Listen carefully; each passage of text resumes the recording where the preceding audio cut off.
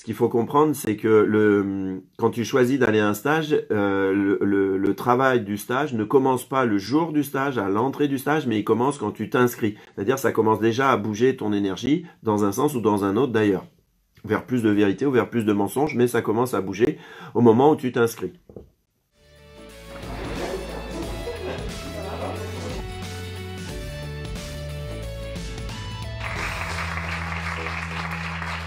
Hello les amis, je vous fais ce matin une vidéo pour pour partager des subtilités très subtiles de ce qu'on appelle l'ego. Je vais profiter non pas pour justifier, mais pour partager le fait que je parle peu en fait de l'ego, des mécanismes de l'ego, des manifestations de l'ego. Dans les vidéos, parce que déjà sans faire ça, déjà ça déclenche des réactions assez fortes. Donc c'est la raison pour laquelle pour l'instant je ne sens pas de parler souvent de l'ego, de ses finesses, de ses subtilités, de ses luttes entre ce qu'on est naturellement qui est vraiment pur et ce qu'on fait de qui on est, où là c'est un peu chaud et il y a plein de choses difficiles à regarder. Bon. Les subtilités de l'ego. Déjà, je vais remercier Elisabeth. Merci Elisabeth pour tes partages écrits. En fait, donc Elisabeth, on a travaillé ensemble pendant un long moment dans le groupe Mastermind Entrepreneurs Atypiques. Donc d'ailleurs, s'il y en a que ça intéresse, qui veulent faire progresser leur entreprise, il y a un Mastermind. Voilà, envoyez-moi un message privé et je vous tiendrai au courant. Donc voilà, avec Elisabeth, on a fait du bon job dans ce travail collectif, parce que c'est des entrepreneurs en général atypiques, en devenir, qui prennent ce mastermind. Et donc dans le travail en groupe, ça se passait, on va dire, relativement bien, en tous les cas de mon point de vue, avec Elisabeth. Et à un moment, elle a senti qu'il y avait des freins intérieurs qu'elle voulait bouger et que du coup l'espace collectif, qui est forcément moins cher, n'était pas l'espace le plus approprié pour continuer de progresser, pour transformer ces mécanismes, pour se mettre en situation de réussite et d'évolution pour son entreprise. Donc, elle a voulu prendre un coaching individuel, travailler sa relation à l'argent, etc. Mais la relation à l'argent, c'est subtil, ça va chercher dans les mécanismes intimes, dans les mécanismes liés à notre puissance, etc., etc. Donc ça mêle notre relation à la matière et notre relation à l'énergie et au subtil. Donc, parce que dans la relation à l'argent, on est dans l'échange. Si tu vis sur une île déserte, t'as pas besoin d'argent. Donc, elle fait le choix de travailler là-dessus. Du coup, on s'est retrouvé en séance individuelle. Et en séance individuelle, si tu n'as pas posé le choix d'arrêter définitivement de te mentir, c'est sûr que je ne suis pas le bon interlocuteur. Donc je me suis menti moi aussi à une période de ma vie, ça commence à faire très longtemps maintenant. Et je comprends qu'il faille du temps pour ça. Mais voilà, donc ça a explosé respectueusement, on va dire, avec Elisabeth. Et donc voilà, on a mis fin au coaching. Voilà, parce que je demande à être extrêmement déterminé à arrêter de se mentir pour les gens qui travaillent en individuel avec moi. Donc des fois, il faut un peu de temps pour ça et c'est OK pour moi. Pour autant, voilà, donc le coaching a pris fin, ça c'est très bien fini. Il a fallu s'expliquer un petit peu avec Elisabeth, mais voilà. Et du coup, on a gardé quand même une relation en étant naturel, etc. Elle a intégré le groupe. Et donc, du coup, cette semaine-là, elle a choisi de revenir au stage déclic. Donc, c'est intéressant pour elle parce que déjà, avant de venir, forcément, moi, je savais que ça allait la faire flipper comme pour toute personne. C'est-à-dire, ce qu'il faut comprendre, c'est que quand tu choisis d'aller à un stage, le travail du stage ne commence pas le jour du stage, à l'entrée du stage, mais il commence quand tu t'inscris. C'est-à-dire ça commence déjà à bouger ton énergie dans un sens ou dans un autre d'ailleurs. Vers plus de vérité ou vers plus de mensonges, mais ça commence à bouger au moment où tu t'inscris. Et donc voilà, moi j'étais pas du tout tendu, pas du tout d'appréhension de retrouver Elisabeth. Euh, Comme vous le sentez, je pense, la journée déclic a été du feu de Dieu. Et donc du coup voilà, ça a fait beaucoup de bien à Elisabeth. Et je suis content que Elisabeth puisse partager ça parce que tu peux pas connecter ton feu sacré si t'as pas pris la décision, mais radicale, de prendre tes responsabilités sur ta vie, de prendre ta responsabilité sur tes mécanismes, de prendre ta responsabilité sur les côtés humains qui sont douloureux à regarder parce qu'il y a de la honte, il y a de la culpabilité, parce que on a construit une image et qui nous construit notre sécurité et que c'est difficile de remettre en cause cette image. Bon, ok. Mais voilà, donc quelque part, elle a eu le courage de revenir et de témoigner après que, bah voilà, si tu passes d'un état où tu te mens à un état où tu te mens plus, bon bah déjà, tu vas récupérer énormément d'énergie, énormément de puissance. Euh, Et forcément, bah, ça va changer ta vie, surtout que Pierre et moi, on sait derrière transformer les mécanismes liés à notre humanité. Donc voilà. Mais ce que je veux dire, c'est que comment Elisabeth, à la fois le coaching individuel était, ça a fait trop réagir son ego, donc on a stoppé. Mais comment voilà, je pense, je sais pas, enfin, c'est elle qui en parlerait mieux, mais elle a eu le courage de se réinscrire à un stage, de revenir, et résultat des courses, de voir un peu de pas rester au niveau des apparences, c'est-à-dire ah, bah voilà, on s'est pris la tête avec Nicolas, voilà, ça me convenait pas, etc., etc. Et elle aurait pu en rester là, mais elle n'est pas restée là. Et qui en bénéficie, c'est surtout elle. Moi, au-delà du plaisir de retravailler avec elle, mais évidemment, mais la personne qui en bénéficie, c'est celle qui regarde au-delà de ah bah je me braque, oh bah c'était très intense, voire enfin c'était pas violent, mais c'est intense, voilà. Et donc parce qu'on a, moi j'appelle un chat un chat. Euh, donc celle qui en récupère les bénéfices de passer ces subtilités de l'ego, puisque l'ego, dès que ça lui plaît pas, lui, il va rejeter. Et il est même capable d'aller au fond de s'isoler de plein de gens, de plein de choses, pour continuer de se protéger et continuer à vivre. C'est ça l'ego. Je rappelle, pour ceux qui me découvrent, le message et la force de l'ego, c'est je fais comme hier, parce que hier j'étais vivant. Donc je refais exactement les mêmes choses, les mêmes personnes, les mêmes relations qui ne me mettent pas en danger, etc. Je continue comme j'ai fait jusqu'à présent. L'ego, lui, il a juste pour mission extrêmement forte de te maintenir en survie, de te maintenir en vie, pas d'être heureux, pas d'être épanoui, pas de goûter à de l'amour inconditionnel. C'est pas le job de l'ego, il n'est pas là pour ça.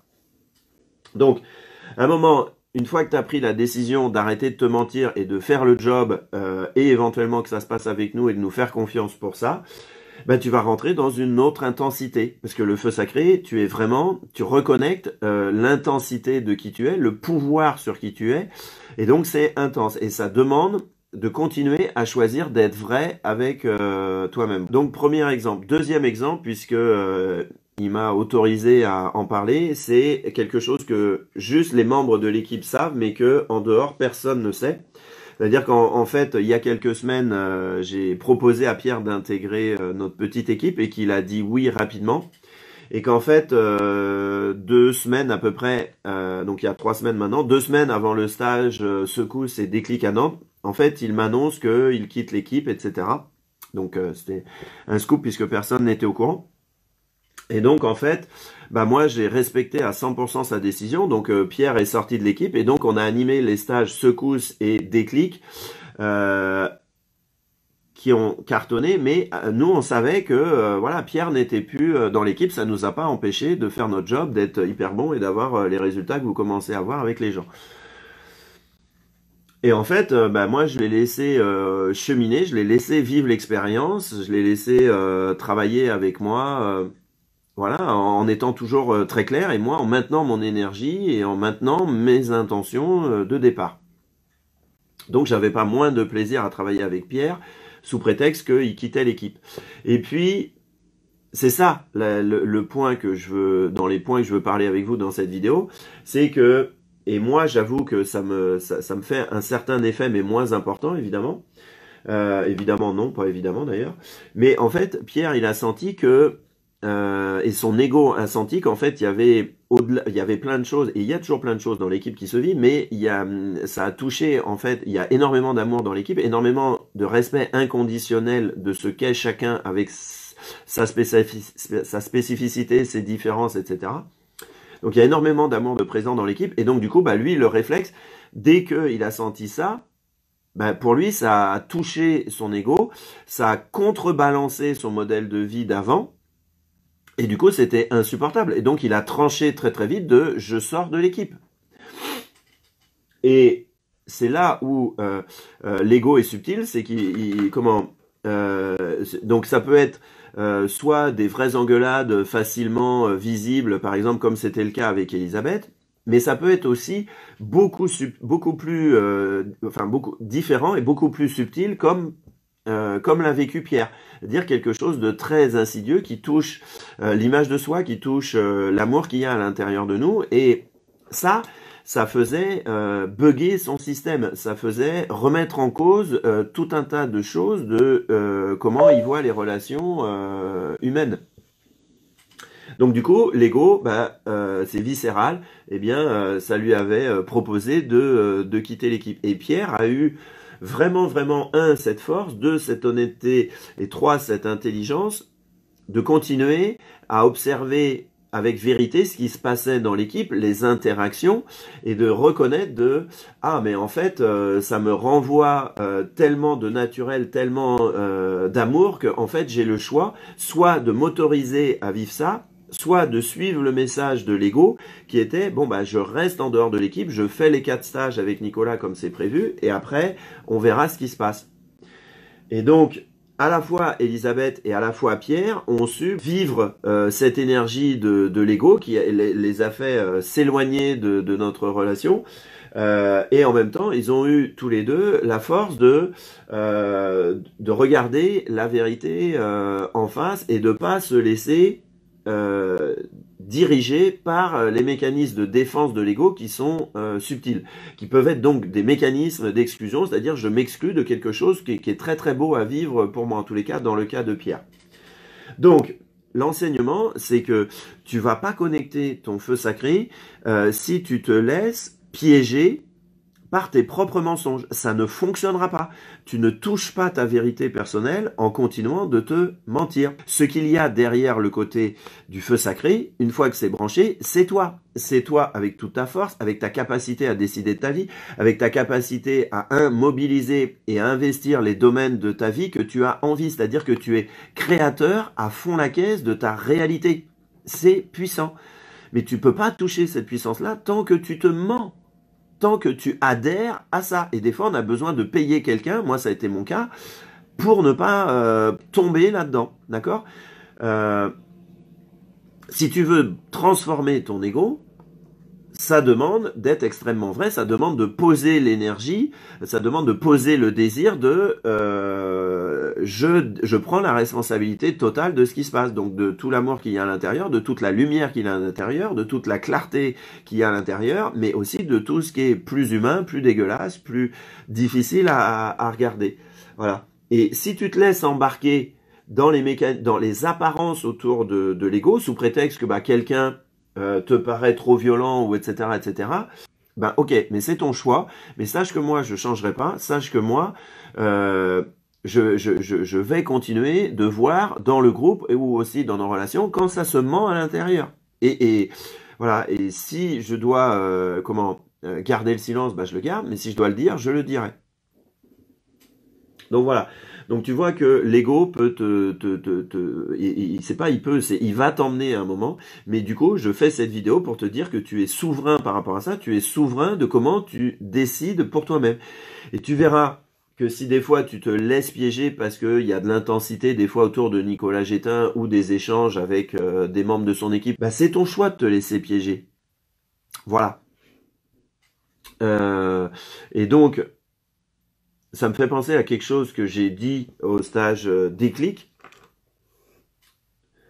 c'est que la réalité n'est pas bienveillante. La réalité n'est pas bienveillante absolue. Hein, tu peux te percher ou tu t'es perché pendant peut-être 20 ans avec toutes les conneries d'amour mental inconditionnel. Je dis pas que ça n'existe pas. Je dis que des gens qui vivent ça, il y en a très peu. Donc des gens qui peuvent être alignés par rapport à ça. C'est même pas une minorité, c'est même pas un petit nombre, c'est voilà. Donc ça veut dire qu'on n'a pas d'exemple. Ok, donc ça veut dire que plus de 99,99 100 nanana nanana vit avec des images et des critères qui n'ont rien à voir avec l'amour inconditionnel. Donc pourquoi je dis la réalité n'est pas bienveillante? Parce que c'est le cas. C'est-à-dire que là, nous, on est notre groupe super génial, feu sacré, business de ouf. On a notre vie d'occidental où peut-être on voudrait plus d'argent, plus de cul, plus d'amour, plus de relations géniales comme il y a dans le groupe. Mais ok.